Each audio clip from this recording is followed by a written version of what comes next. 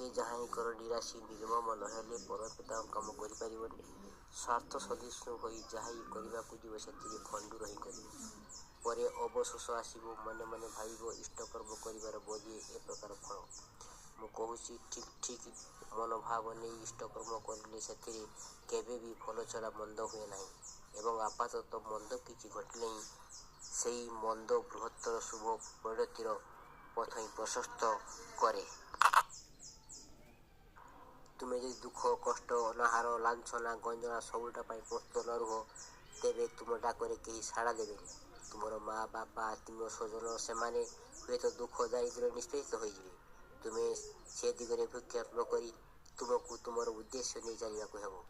ବାଇବେଲରେ ଯେପରି ଲେଖା ଅଛି, ମୁଁ ତୁମମାନଙ୍କୁ ସୁଖ ଦେବାକୁ ଡାକିନି, ଦୁଃଖ ଦୁର୍ଦ୍ଦୈବ ହିଁ ହେବ ତୁମମାନଙ୍କର ପଥର ସାଥୀ।